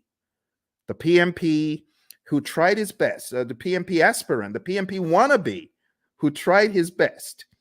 Phil tried his best, but alas, he was slain at the Battle of PMP. Why was he slain? He didn't have his weaponry right? So I was crafting my eulogy until a conspiracy theorist gremlin pounced on my shoulder. And I'm grateful for that conspiracy theorist gremlin. And the gremlin said, the PMI is looking at you from behind the scenes, and they can see that you got all the questions wrong, and they're giving you more of those questions. You got risk wrong, and they're giving you more risk. You got schedule wrong, they're giving you more. Why don't you go to the back of the exam? It was a crazy thought, but this is what got me out of the exam alive. I jumped all the way to the back of the exam. Back in those days, you could move backwards and forwards between all the questions. And back in my day, there were actually 200 questions. So I went all the way to the back and I started doing the questions from the back, from the back, from the back. Truth be told, hey, use this. Use this as the fire escape. For me, it was the fire escape. I started backwards and I realized the questions were easier from 200, 190, 180, 170, 160, 150, 140, and just kept doing the exam backwards and it was easy. Then I got to a pocket of difficult questions. It's like these question writers are like fiends from the pit. They know where to grab you and they just, boom, dollop a boatload of hard questions. And it's like quicksand. Don't be moved by that. You can jump over the quicksand, or you could just do C, D, E, C, C, C, whatever the options are, but don't get stuck in the quicksand. I didn't get stuck in the quicksand. Kept mowing them down. I think I had a pocket of difficult ones in 120, kept going back around 70 something, difficult ones around 50. I didn't care. I was just mowing them down, doing my best. And then I got back to question 20. And guess what the time was? 3:55. Pretty much I had 5 minutes left. And the question is, am I going to start changing stuff or am I just going to end the exam? Took a deep breath. Boom, end the exam. And then the screen goes blank. You've been selected for a survey. We would like to find out, did you enjoy your exam experience? Was it clean? Did you like the staff members? Oh my goodness. Now I have to go all the way through this ridiculous survey saying, I liked it, I didn't like it. But remember, the conspiracy theorist gremlin is saying, fail, you got to say you like it, because if you said you don't, you're going to fail.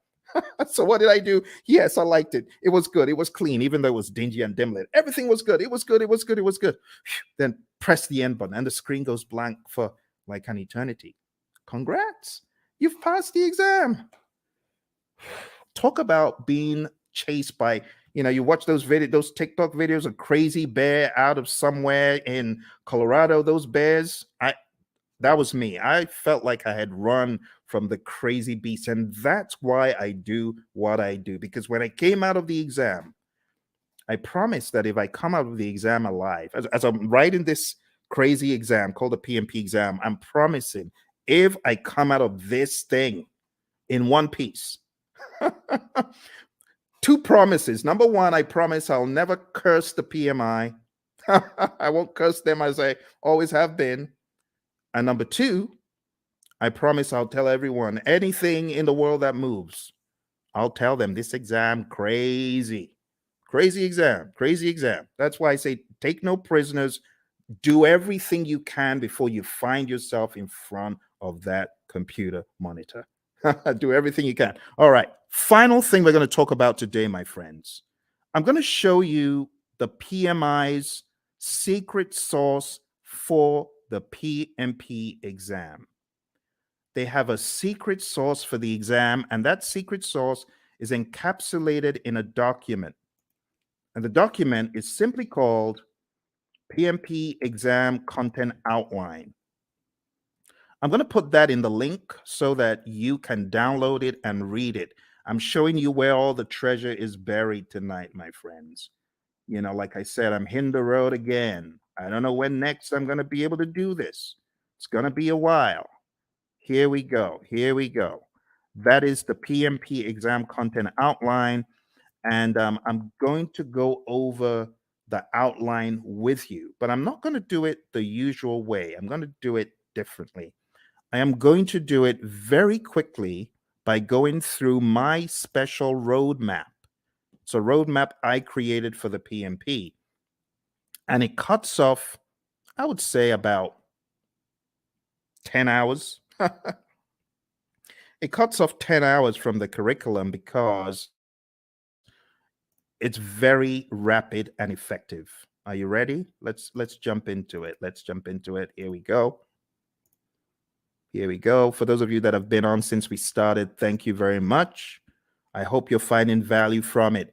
Your exam is going to have people. 42% of the exam is people, 50% is process, 8% is business.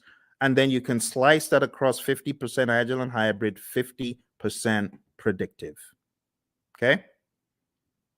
So what am I trying to say? I'm trying to tell you agile is a beast, a big old beast as big as predictive. Here's the breakdown one more time. See that? So pay close attention to the process domain, but don't forget, you could slice these into 21, 21 for people, 21 agile and hybrid, 21 predictive. For process, 25 agile and hybrid, 25 predictive. For business, 4% agile and hybrid, 4% predictive. That's the general idea. Okay. Let's go into the people domain very quickly, and I'll just try to wrap it all up. Okay. Number one, I have changed the order from what is in the outline that I sent you. In the outline, it starts off with manage conflict, and then it goes into lead a team and so on. But I'm changing it because I want you to get the flow. The flow doesn't make sense in the outline. I want you to get more of the flow from a time perspective. So number one, what I want you to think about first is building a team. You build a team, and then you begin to define the team ground rules, do's and don'ts, and acceptable behavior. And then you begin to lead a team. You know, my mentor, John Maxwell, he says a true measure of leadership is influence, nothing more, nothing less. You're going to lead the team to success. You're going to help the team understand what to do on the project. Leadership is all about example as well. The Hersey-Blanchard model is also a very good one to talk about here. If you haven't heard about the Hersey-Blanchard model, this is it. The thesis of the Hersey-Blanchard model is you need to be a situational leader. You can either be in a directing mode, depending on the individual. This is where you give low support and more direction, or in a coaching role, or in a supporting role, giving more support than direction, and in a delegating role where you just know the keys to the kingdom are safe with this dude, this girl, because they've proven themselves time and time again. But you don't always stay in one quadrant. You move around depending on the individual and the circumstance. With someone, you could have a delegating approach, but if you change the environment, you may need to have a more directing approach with that same individual. And that's the general idea. The other thing that you really need to know for your exam is the 5 stages of team development: the forming, storming, norming, performing, and adjourning. This will help you on the questions. There's also subtle lingo used. So when it comes to forming, the team members are independent. When it comes to performing, the team members are interdependent. So you got to understand PMI's lingo when it comes to these. I would say it's worth checking how they discuss the 5 stages of team development, or Tuckman's ladder, Bruce Tuckman's ladder. Also, as part of your journey, know the 10 tenets of servant leadership: listening, empathy, healing, awareness, persuasion, conceptualization, foresight, stewardship, commitment to growth of people, and building community. You already know the PMI isn't going to do this in parrot fashion, but you do need to be very comfortable with the narrative. Also, for the people domain, you need to understand the Thomas Kilmann conflict mode instrument. There's no image of this in the PMBOK guides, any publications from PMI, but you need to realize that you could be somewhere in the middle as far as your approach to conflict, or you could be very forceful to get your way, or you could be in a collaborative problem solve mode, which means you're assertive about your needs and the other person's needs. You could be in the avoid or withdraw mode, or you could be in the accommodate or smooth mode. The accommodate or smooth means you're more focused on the person's needs than yours. Avoid or withdraw means you don't care about yours or the other person's needs. You just want to escape.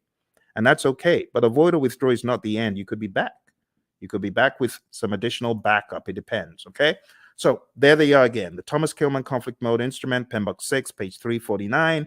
If you're in PMBOK 7, it's talked about differently. It's kind of wonky because it kind of went off something else instead of sticking to the Thomas Kilmann conflict mode instrument itself. This is what I would recommend, though, for your exam prep. Okay. So going back, we've talked about 6, 12, and 2. The other things you need to know for your exam: definitely understand how you as a leader should build shared understanding. Then we go to task 5, ensuring team members and stakeholders are adequately trained, which is a no-brainer. Number 13, mentoring relevant stakeholders. Whether you're the scrum master or the project manager, you should mentor. Empower team members and stakeholders. Manage conflict. This is where the whole conflict dialogue now comes in. Number 11, engage and support virtual teams. Understand the concept of the fishbowl window. Number 9, collaborating with stakeholders. Number 7, addressing and removing impediments, obstacles, and blockers. Number 3, supporting team performance through the application of emotional intelligence. Number 14, I beg your pardon, promoting team performance through the application of EI. And number 8, negotiating project agreements. Now, 3 and 14 are very close. Supporting team performance and promoting team performance, they're very similar. Supporting the team means you're there for them, you big them up in a meeting, you don't throw them under the bus. Promoting team performance through the application of EI is different. This means you are emotionally intelligent. Emotional intelligence means you're able to control your emotions, bridle your emotions, and you're also able to influence the emotions of others. And that's the people domain very succinctly. Okay.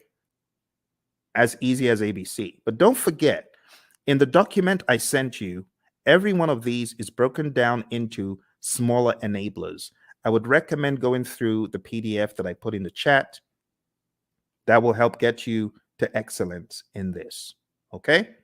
Let's move on to the process domain. Before we get to the process domain, I really want to accentuate a couple of tools. Okay? The stakeholder power interest grid is big. Make sure you understand that before your exam. You could have the power interest grid, the influence impact grid, and other allotropes of it. And understand the planned stakeholder engagement process. This is where we have our stakeholder engagement assessment matrix. I call it the SEAM. This is where you have your current state of the stakeholder, and that is your desired state. They're currently unaware. You want them to be supportive. The question for your team then becomes, how do I get Bob from an unaware stakeholder to supportive? What are the actions that we need, right? And those are the actions that you got to discuss. So this is a great conversation piece for the real world as well, okay? In the task of collaborating with stakeholders, in which process do you build trust and gain support from stakeholders? What do you think? A, B, C, or D? All right. I'll go quick. So the answer to this, my friends, is where you are communicating with the stakeholders and working with them. And therefore, the best answer is manage stakeholder engagement. You won't get questions like that on the exam because those are very prescriptive to process name, but still you could get the process names expanded upon and camouflaged. So you do need to know what you're doing in each process. Here's another one. On your agile project, when facilitating a meeting with stakeholders, it is critical to do what? Is it hold the meeting in person? Is it develop and distribute an agenda prior to the meeting? Is it bring snacks? Or is it use technology to record the meeting so you can reference as needed? What do you think? Which one is more agile than the others? Which one makes sense? Okay, so which one is critical? In which one would the meeting sink if you didn't do it? Think about it. It's like a trick question. But you're not required to hold meetings in person in the world of Agile. You don't have to bring snacks and you don't have to record, but it would make sense. For example, if you're holding a retrospective, it would make sense for you to have an agenda and for you to share that. Okay. So this is an example of how, oh, looks a little bit difficult. Am I in the world of predictive? Or mine, it sounds a little bit predictive in the answers, but it says agile.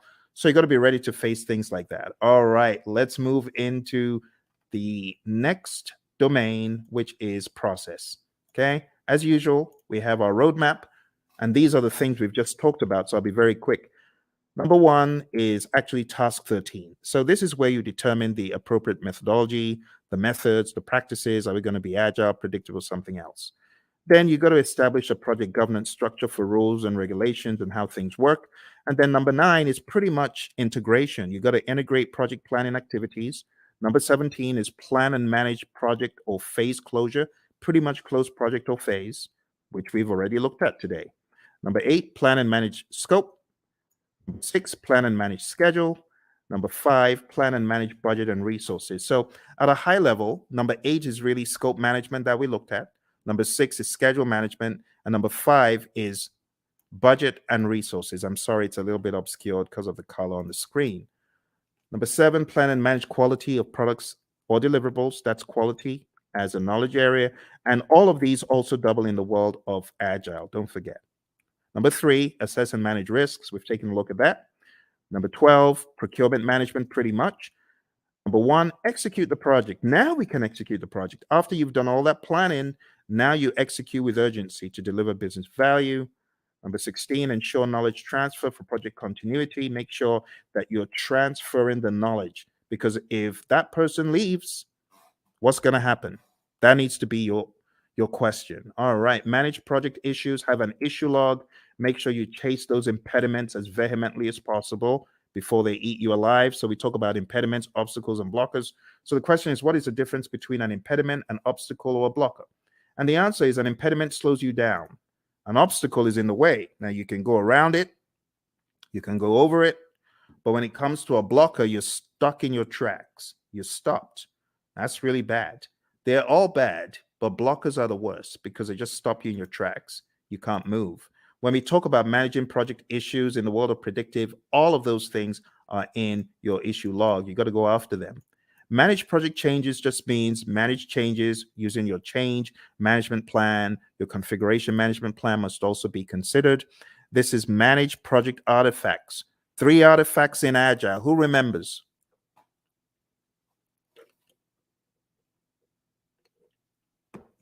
I'm getting some crickets. 3 artifacts we talked about. Does anyone remember?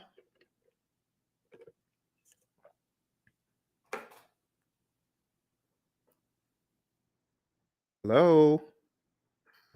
Everyone's quiet. Okay, I don't bite.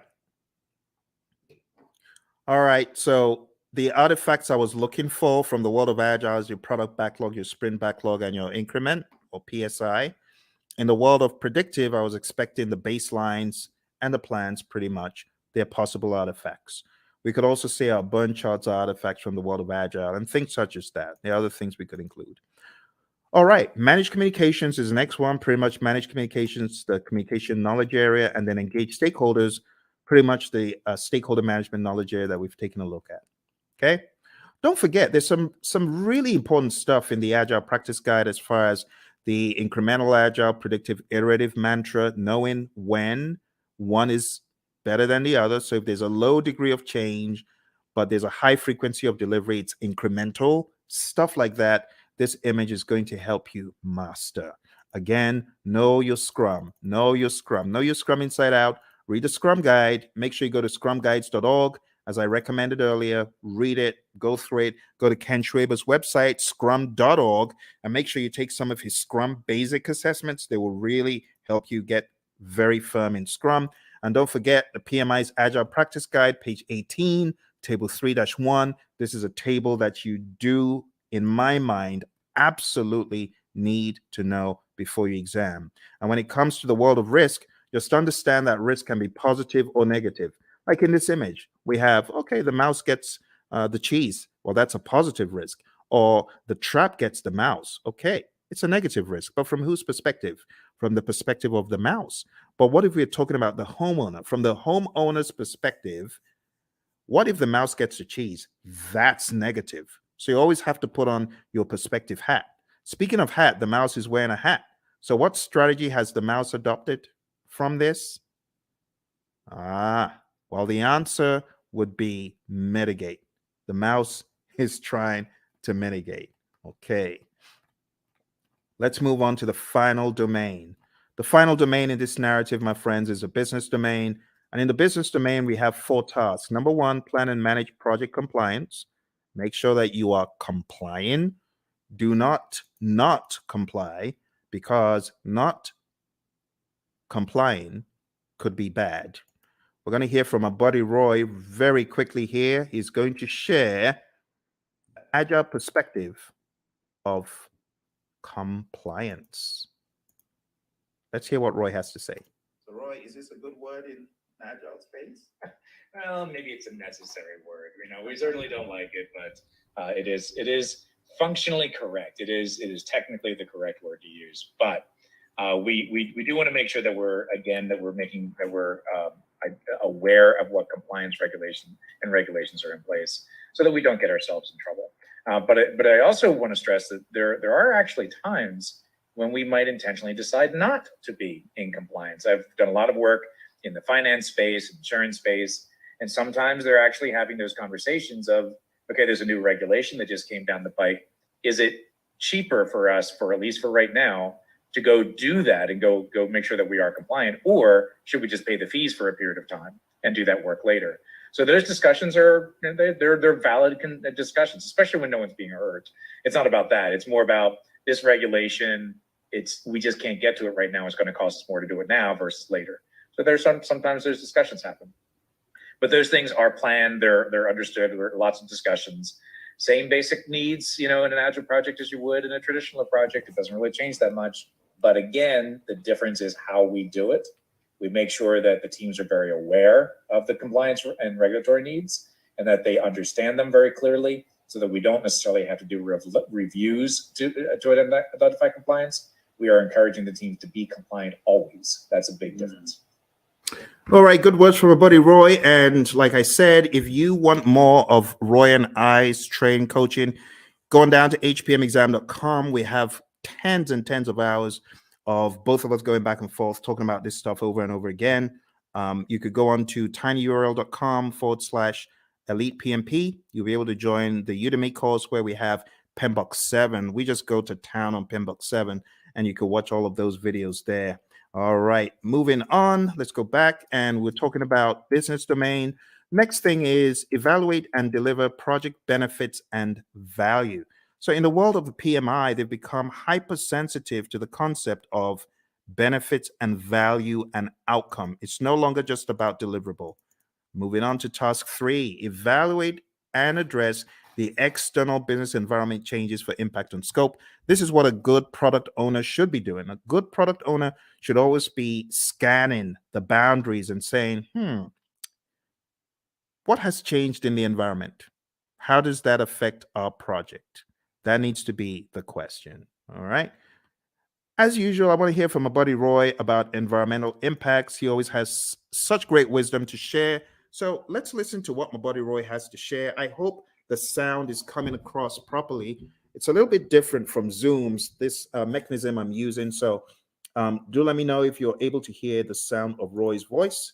Let's listen. I'm glad to talk about the backlog. That's a very positive change. Obviously, observing and monitoring and all that sort of thing is really not that much different than you would do. That's a business thing. Your product management community, if you have one, they would be doing these sorts of things. And that part doesn't change. The part that does change, though, is that we're able to make those changes a lot faster. So if something is happening in the market, we don't have to wait 6 months or a year to implement it because of current projects. We change it now, or as early as is practical anyway. And the main reason that we can do that is because it's less impact to our schedule, less impact to our projects. We can make those changes a lot faster with significantly less impact to our project. All right, back to you, Phil. All right, awesome stuff from our buddy Roy. So now you understand the concept of the environmental changes and their impact of scope. We've got one more, and we're going to be done for the night. We're going to be done. So here's your last chance. Type in any questions you have. I'm sorry if you are typing in questions and I'm not seeing them. This is a different platform, so even though it's live, I am unable to see if you have chatted in anything. It's not coming through. You might want to go to LinkedIn and try, because a few moments ago, Lawan was chatting in and it did work for her on LinkedIn. So if you're typing in and it's not working, I am sorry. All right, let's go on to the final one, and it's support organizational change. And you as a project manager, this is your job. Your job is to support organizational change. If the organization is going through change, you got to be a champion for it. You got to make sense making sessions. You got to help the organization, right, in their sense making sessions. You need to spearhead and lead the charge. As it says here in what we have in 3.4, it says assess the organizational culture. That's number one. Number two, evaluate the impact of the organizational change to your project. And finally, evaluate the impact of the project to the organization. And then you got to determine required actions either way. That's the general idea. We're going to hear from our buddy Roy, and then we're going to wrap this up. So our buddy Roy is going to talk about organizational change from the world of Agile. Let's hear from Roy. So Roy, how do we think about supporting organizational change from this perspective? Yeah, this is huge in the Agile space. And the main reason is to enable Agile to work properly, you need to change the organizational culture. It has to happen. To support things like, experimentation and the ability to fail and, removing impediments as quickly as possible. All of these things may be contrary to the way that your organization is set up and contrary to the culture. So as project managers, as scrum masters, you need to be evangelists and champions of the process and encourage that change by educating your leaders, educating your business partners, your stakeholders, making sure they really understand what this is all about. Organizational change, let's say this, the biggest barrier to Agile adoption is organizational culture. So if you're looking for one thing that's going to be your biggest problem, it's the organization itself, the culture of the organization.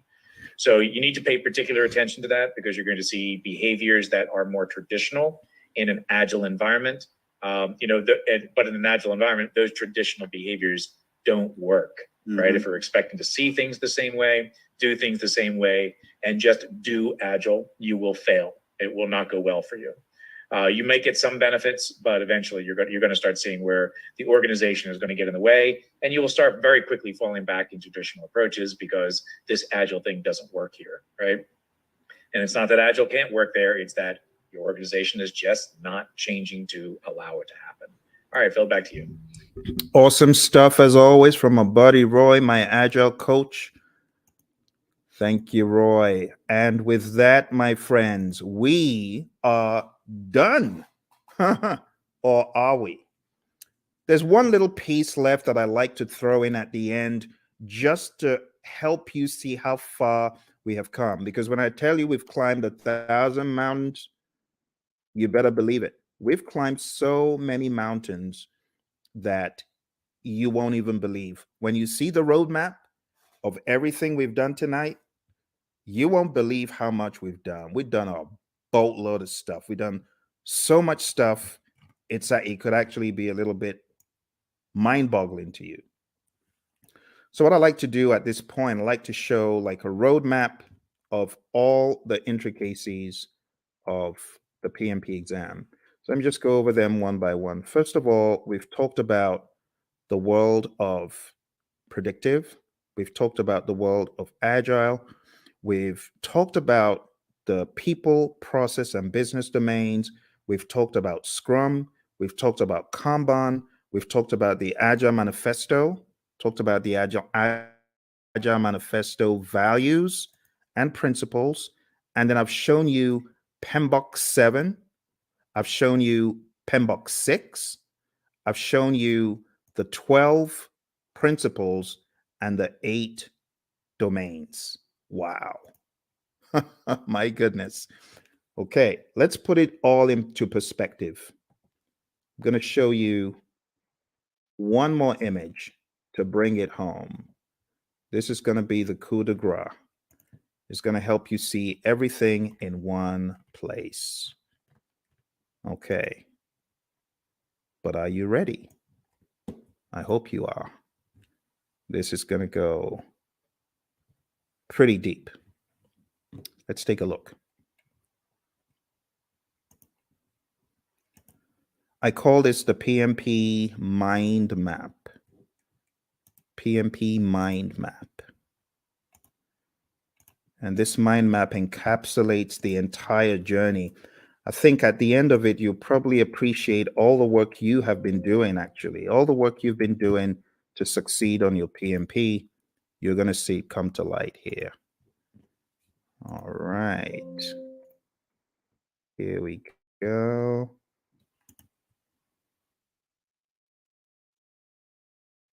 PMP mind map. You might have seen a video where I talked about this in the past, but it's always new because of the enormity of what we have done tonight. You ready? Okay. You take myself off the screen so that you can see it.